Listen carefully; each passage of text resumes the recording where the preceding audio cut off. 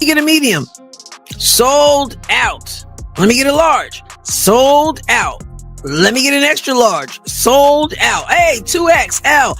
Hey guys, it's Sophie Cunningham here. I'm finally in Indiana and I am so excited to be here and meet all of you. See you guys at the game. Picture this, a player arrives in a new city.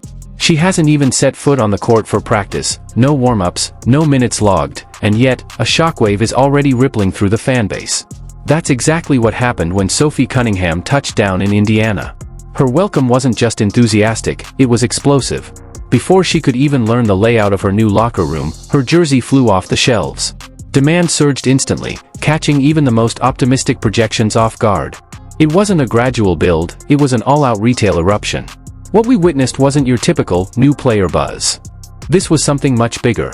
Cunningham's jersey didn't just sell, it vanished. And as fans scrambled to get their hands on one, a deeper question began to surface. How does a player, before logging a single second of game time, spark that kind of frenzy? The answer doesn't lie in hype alone. It's layered. It's emotional. And it says more about the evolving connection between fans, players, and the new energy electrifying the WNBA than any press release ever could.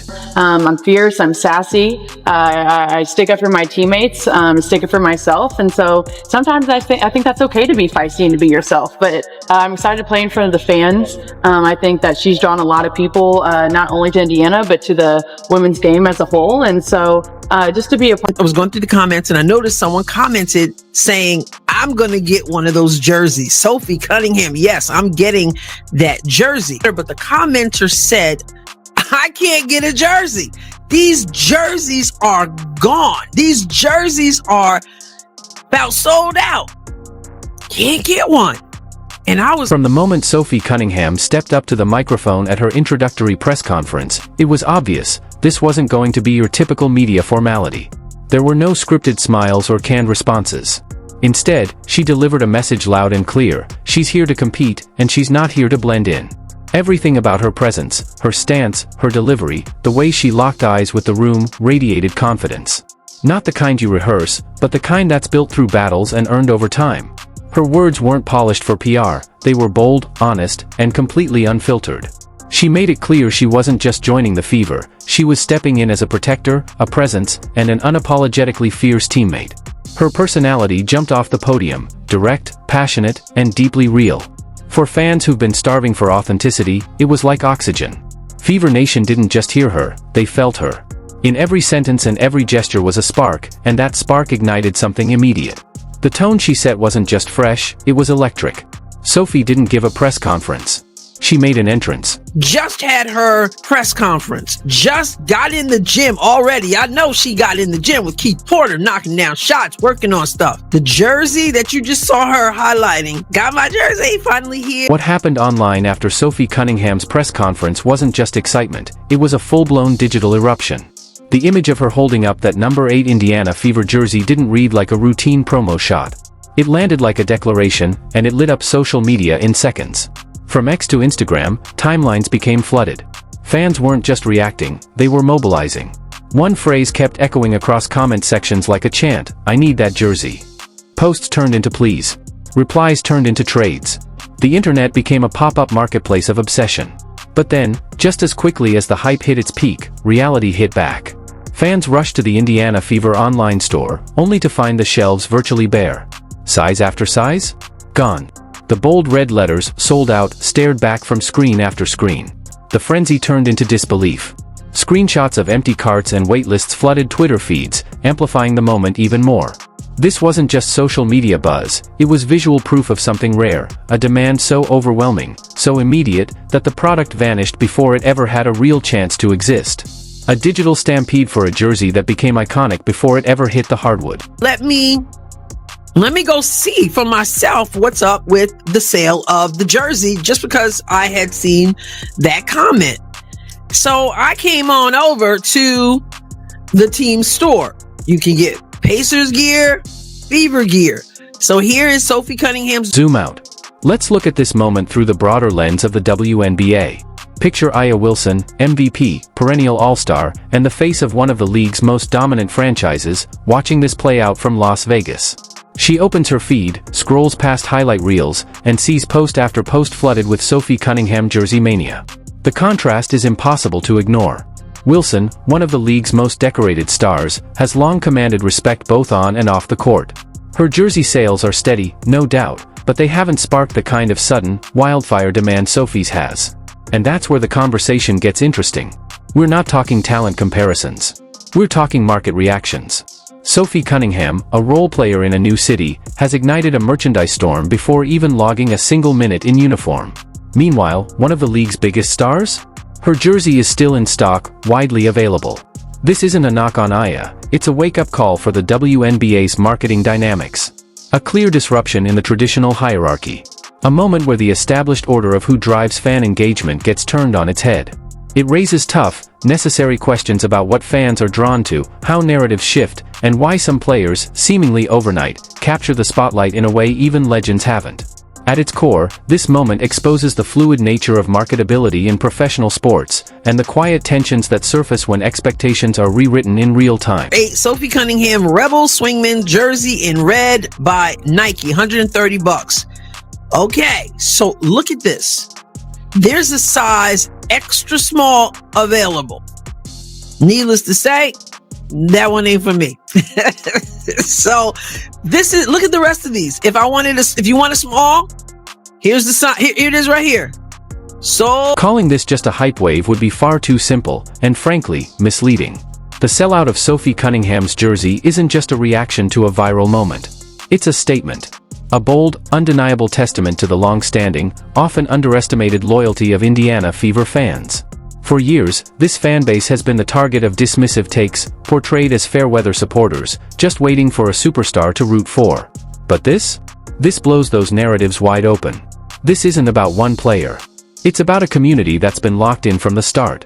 Fever fans are putting their money where their passion is, buying jerseys, snatching up tickets, investing in every piece of team merchandise they can find. It's not just support, it's belief. Belief in the direction, in the rebuild, in the identity of this franchise. They're not sitting on the sidelines, waiting to be entertained. They're participating, shaping the energy, fueling the momentum, and sending a message not just to Indiana, but to the entire WNBA. This moment proves something powerful. Real fan loyalty doesn't need a championship or a celebrity headline to show up. It needs purpose, connection, and a team that reflects something worth believing in. And in Indiana, fans have found exactly that. Sold out. Let me get a large. Sold out. Let me get an extra large. Sold out. Hey, 2XL. Sold out. The only thing that you can get is an extra small, and it still says low stock, one item left. One. Even amid the Fever's explosive wave of fan support, a glaring omission has cast a shadow, one that even the most hopeful Indiana supporter can't ignore: Nike's puzzling silence on Caitlin Clark's long-awaited signature shoe. While the Fever's merchandise is flying off shelves and jerseys are becoming instant collectibles, the most anticipated product in the WNBA, the debut of Clark's signature footwear, remains nowhere to be found. No launch date. No teaser campaigns. Not even a whisper of an update. Just silence. And in this moment, that silence is deafening. Fans aren't just waiting, they're begging. Social media is flooded with requests, frustrations, and even memes poking fun at the delay. The energy is there. The demand is overwhelming. The marketing writes itself. And yet, Nike hasn't moved. It's one thing to miss a beat. It's another to miss the moment, a perfect storm of attention, anticipation, and consumer momentum. If a role player's jersey can sell out in hours, imagine what a Caitlin Clark signature shoe could do. We're not talking about a modest product drop. This would be a retail earthquake. Instead, we're left asking, why the hold-up? Is Nike trying to orchestrate a grand reveal? Are there production delays or back-end contract complications? Or is this simply a case of misjudgment? Whatever the reason, the longer this drags on, the more costly it becomes, not just in dollars, but in fan trust. Because this isn't just about one shoe. It's about recognizing a cultural shift and seizing a once-in-a-generation opportunity. And right now, Nike is watching that opportunity slip away, while fans watch in frustration. Indy hasn't played a game yet. And that commenter wasn't lying. If you're extra small, I guess you can grab up that one left. That's wild. I guess the message has been sent. The organization is going to have to Make sure they have plenty in stock. The sellout of Sophie Cunningham's jersey, combined with the mysterious absence of Caitlin Clark's signature shoes, reveals a deeper, and far more urgent, problem. The Indiana Fever, and possibly the entire WNBA, are facing a full-blown merchandise crisis. This isn't just about high demand. It's about an infrastructure buckling under the pressure of success. Every corner of the Fever's merchandise catalog, from jerseys and tees to hats, hoodies, and even basketballs, is being wiped clean. Inventory is vanishing as fast as it's uploaded. And while the Fever's retail team is no doubt working around the clock to restock, the reality is clear: the supply chain can't keep up. This isn't a temporary spike. It's sustained, relentless demand, and it's not going anywhere. What we're witnessing is the kind of fan engagement the league has been chasing for years. But now that it's here, the systems in place aren't built to support it. That's the real story. The WNBA is standing at a critical crossroads. This moment is more than just about missing products, it's about potentially missing a once-in-a-generation opportunity to grow the brand, capture new audiences, and lock in long-term commercial momentum. To meet this moment, the league needs more than just fast shipping and fresh stock. It needs a complete rethink of its production strategy, distribution pipelines, and merchandise forecasting.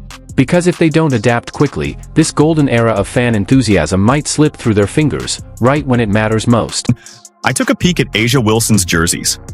And, well, let's just say there's plenty of inventory available. Large, medium, small. Take your pick. No flashing low stock warnings there. Just rows and rows of A'ja jerseys. Is driving A'ja Wilson fans nuts. They're furious that this is happening on the same day. Why are they doing this? Oh my God, don't they realize the impact of A'ja Wilson, blah, blah. At its core, the story of Sophie Cunningham's jersey and the Indiana Fever's merchandise explosion goes far beyond retail. This isn't just about sales numbers, it marks the beginning of a new chapter in WNBA fandom. What's happening in Indiana is bigger than one player or one moment. Fever fans aren't just watching the rise, they're helping build it. They're showing up, buying in, and investing more than just dollars. They're pouring in their energy, their time, and their unwavering belief in a team that represents more than just basketball. These fans are rewriting the rules of engagement. They're challenging the outdated notion that women's sports can't drive the same passion, or revenue, as the men's game. And they're proving that when a franchise is supported, seen, and celebrated, it can generate the same level of cultural firepower as any top-tier sports team in the world. This isn't a blip. It's a movement. The Indiana Fever are quickly becoming a model franchise, not just for performance on the court, but for the connection they've built off of it. And that connection is fueling something rare, a fan base that doesn't just cheer from the stands, they shape the story. Renee Montgomery said it best: Fever fans aren't like everyone else. They're raising the bar. They've become the standard other WNBA cities will be measured against.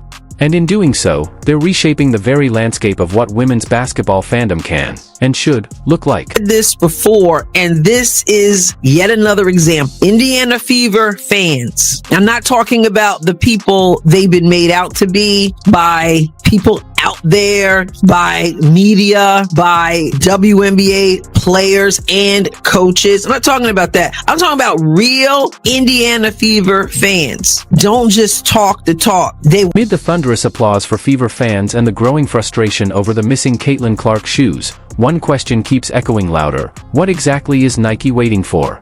Their silence isn't just noticeable, it's deafening. In the fast-paced world of sports merchandise, silence almost never signals a savvy strategy. Instead, it fuels speculation. Are there unseen production delays? Supply chain headaches that have pushed back a wide-scale launch?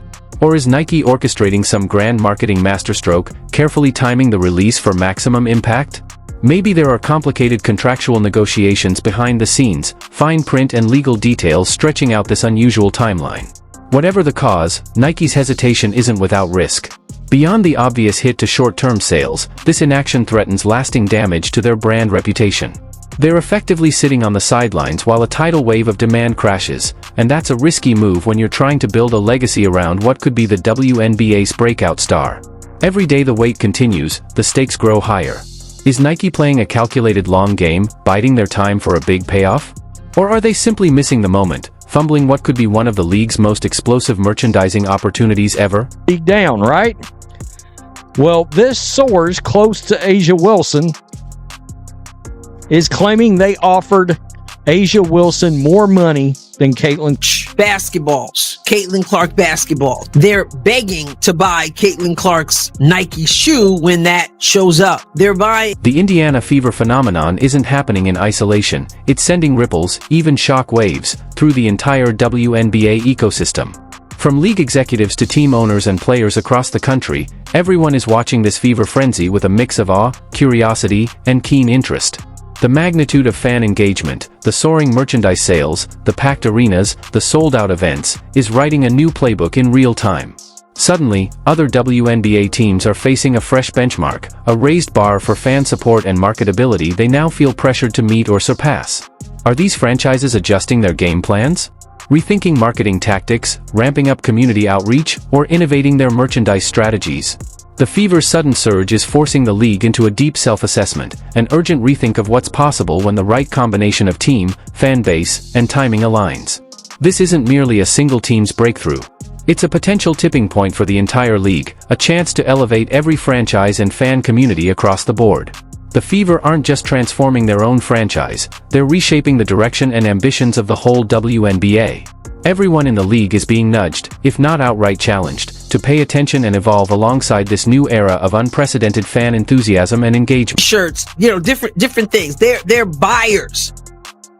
I'm not saying that no other fans are buying stuff, because obviously people are wearing stuff in stands, but it is Indiana Fever. We look back on the whirlwind surrounding Sophie Cunningham's arrival and the explosive merchandise frenzy that followed. One truth stands clear: Indiana Fever fans are redefining the game. That sold-out jersey isn't just a piece of apparel, it's a powerful symbol. It stands for unwavering fan loyalty, a missed opportunity by Nike, and above all, the transformative strength of a passionate, engaged community. This moment is bigger than one team. It's a movement, one that's reshaping women's sports fandom and proving beyond doubt the vast potential of the WNBA. Is this the turning point? Could Fever fandom be the spark lighting the path toward a brighter, more vibrant, and commercially thriving future for the league? We want to hear your thoughts. Drop your comments below, hit like, subscribe, and don't forget to turn on notifications to keep up with this evolving story. For a deeper dive, click on the video on your screen now. Thanks for watching, we'll see you next time.